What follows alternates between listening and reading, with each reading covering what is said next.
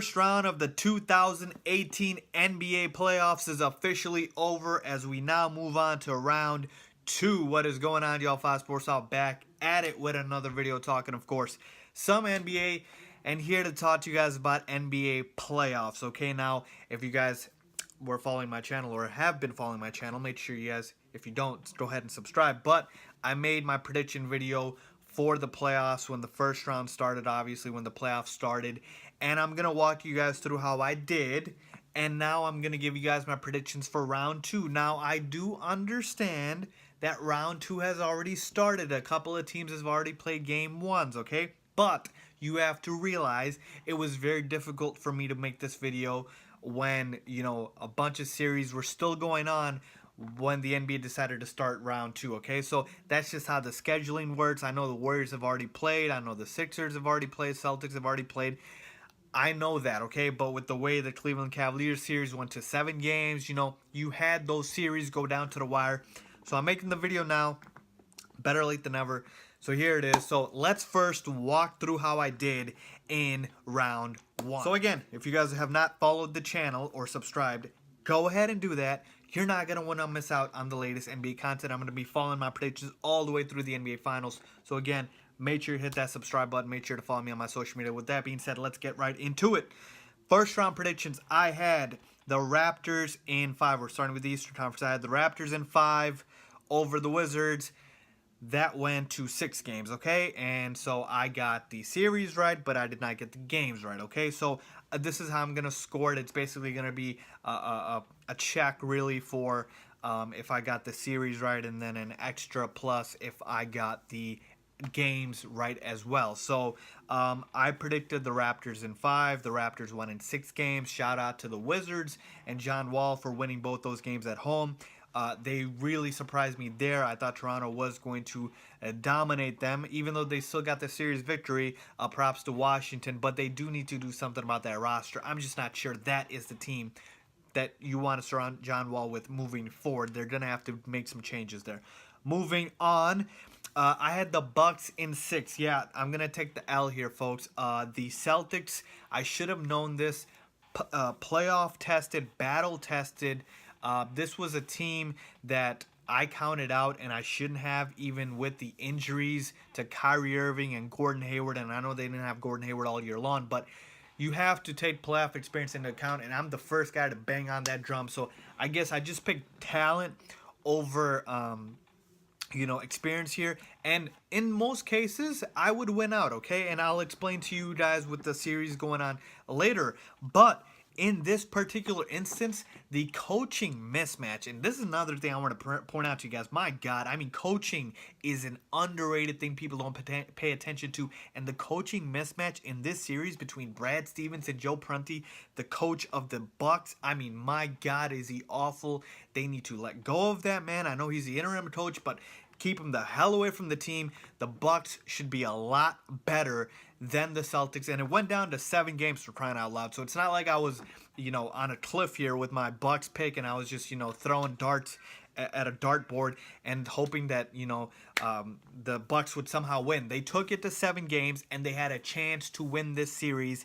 Coaching, I'm telling you, did lose this series. I'm not going to try to take anything away from the Celtics. That's a battle-tested, playoff caliber, playoff experience team, but the Bucks should have won that series, and for that reason, they need a new coach. So I will take the L here. C's won the series in 7, fair and square. So I will say that that is obviously wrong with both the series and with both the number of games. Let's move on to the Sixers in 7 games over the Heat. That was my prediction. This only went to 5 games, okay? Again, this is where I thought the playoff experience would play a part here, but again, the talent gap was so significant. So you guys see what I mean here. So I guess what I'm trying to say is I think the coaching mishap really screwed me over in the Bucks Celtics series, but I'm telling you, that went 7 games. Bucks should have won that series.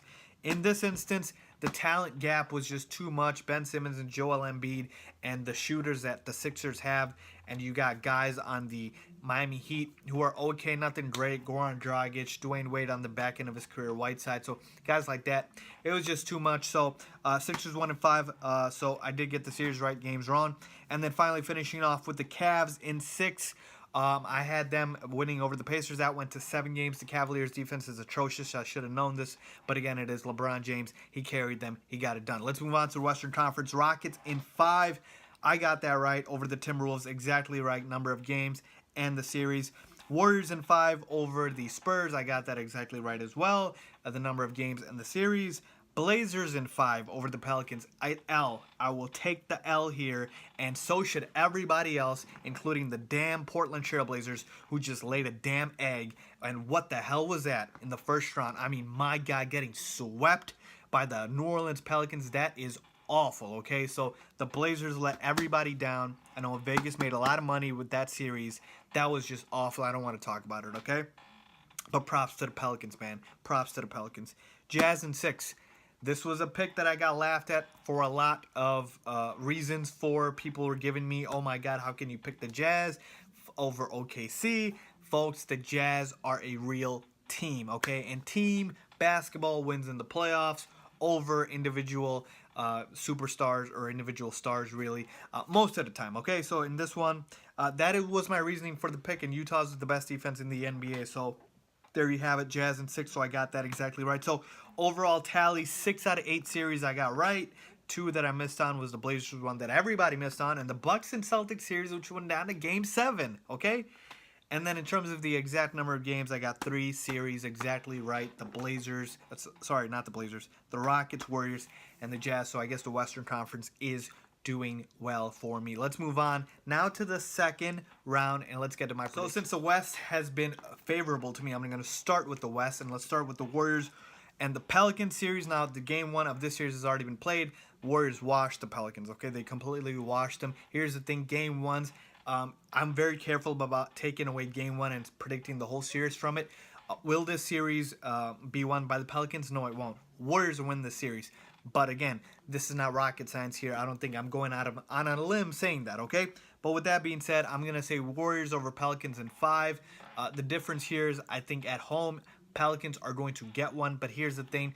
I said this in the series against the Blazers. The Blazers were just flat out awful, okay? And props to the Pelicans for shutting down Damian Lillard, but we all know the Warriors are a different monster. But I'm not going to sleep on this Pelicans team. I am giving them a game, possibly 2, possibly, okay? But again, they just got punched in the mouth in game 1. I expect them to respond a lot better in game 2, and I think it will be close. Now, Steph Curry is coming back, so you're adding a 2-time MVP, so that might complicate things, but I don't know which Pelicans team I'm getting here, because during the regular season, their defense was awful, but then in the playoffs, they really kind of locked up here. And like I said, the addition of Nikola Mirotic has been a life-changing for them. So for me, it's hard in this series, but I need a monster game from Anthony Davis. I'm going to give the Pelicans a game here at home, probably a game 3 or game 4, obviously. But Warriors are winning the series. They have just too much star power. Okay, let's move on. Rockets over Jazz. Before the Ricky Rubio injury, I had this being in 6 games. That is how much respect I have for the Utah Jazz. But without Ricky Rubio, this is a sweep. Game 1 has already been played in this series, and the Rockets destroyed them. And this is where I think you can take Game 1 and kind of project the rest of the series, because Ricky Rubio has been playing the best basketball of his career. And without him, without that point guard, without the quarterback of your team, I know Donovan Mitchell is great, but you are missing a significant portion of your team right there with Ricky Rubio. I can't see them even getting a game against that juggernaut that is Houston. I know that the Jazz are the best defense in the league, but now you're dealing with the best offense in the league. And most of the times, great offense will be good defense. And that's really what it is. You got the MVP in James Harden. Need I say more? Like I said, I would have had this be a bit more of a competitive series if Ricky Rubio was healthy. But Donovan Mitchell alone, with Joe Ingles, with guys like Royce O'Neal, Guys like that is not going to be enough. You needed Ricky Rubio. Let's move on to the Eastern Conference with the Sixers and the Celtics series. Now, game one of this series has also been played, and the Celtics won this series. Now, let's be careful here. What happened in game one? The Celtics shot the lights out. They were unconscious from three-point land. If they shoot like that in every game, it's going to be a sweep for the Celtics, but I'm not predicting that. That's not going to happen. They're going to come back down to earth. I have the Sixers winning this series in 6 games, and the reason I don't have it in 7 is because I think Game 7 is going to be in Boston, and I don't think the Sixers are capable of winning an away game, a road game in Boston. So I think the Celtics with the home crowd would win that. So this is going to go to 6 games, and the star power will come alive in this series. I mean, for crying out loud, the Celtics have now lost Jaylen Brown. I know he's going to be back for the series. Marcus Smart is dinged up. Brad Stevens is a hell of a coach, probably a top 3 coach. He is a top 3 coach, but I know he's not a magician. I mean, my God, if he's able to overcome that, I would be very, very impressed. The Sixers have been off for a while, so they were just rusty in game 1. Again, Celtics just shot the lights out. Terry Rozier looked like Steph Curry out there, okay? It's not going to happen again. I have the Sixers winning this series in 6 games. If the Celtics had Kyrie Irving and Gordon Hayward and Jaylen Brown and their entire team was healthy, I would have easily picked the Celtics. But that's not the case, so let's move on. And the hardest series to talk about is the Cavaliers-Raptors series. Folks, I went back and forth on this one so many times because this one was incredibly difficult for me. I have a lot of respect for the Raptors. A lot of people just dismiss the Raptors and say, oh, you know, Toronto does this every year. No, this Raptors team is different because they're deeper. They're a better defensive team. They're in the #1 team in the Eastern Conference. So this Raptors team is different, okay? I like their bench a lot. Fred VanVleet, I know he hasn't been healthy, but he's been a game changer off the bench. Pascal Siakam, guys like that.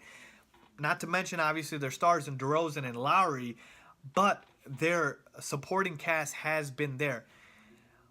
But I can't do it. I just can't do it. I'm picking the Cavaliers in 7 games, folks. And the only reason I'm picking them in 7 games is that there's only one thing guaranteed in life. A couple things guaranteed in life. It's death, taxes, and LeBron James showing up in Game 7. And so here's the thing. If the Raptors win the series, it's going to be in like 5 games or 6 games. If it goes down to Game 7, I know it would be still in Toronto. I can't bet against LeBron James. But like I said, the only reason I'm picking the Cavaliers in this series is because of that man, number 23. And you might be saying, Fiz, what kind of logic is that? Look, when you're dealing with a player like that, there is no logic. The Raptors are the better team, but the Cavaliers have the best player in the world. And here's the thing. The supporting cast of the Cleveland Cavaliers has been a no-show this entire playoffs. But Tristan Thompson getting the starting lineup was a spark plug for them. Hopefully he stays playing that way. Kevin Love showed some signs of life in Game 7. George Hill did too. Let's see if these guys can maybe give LeBron some help, okay? Just give me something, guys, all right? That's all I need. And as for the Raptors, like I said, they just got to do their thing, and they can easily win this series. So I would not be surprised. I'm not hedging my bet here. Raptors are the better team. I just can't do it. Can't do it. So overall, let's go through it one more time. Warriors over the Pelicans in 5 games. Rockets over the Jazz in 4 if Ricky Rubio is not back. Sixers over the Celtics in 6 games. And the Cavaliers over the Raptors in 7. So there you have it, folks. Those are my predictions. Let me know what you guys think. Leave a comment down below with your predictions. Let me know what you guys think. Make sure you guys hit me up on my social media links down below for that. And as always, thanks for watching.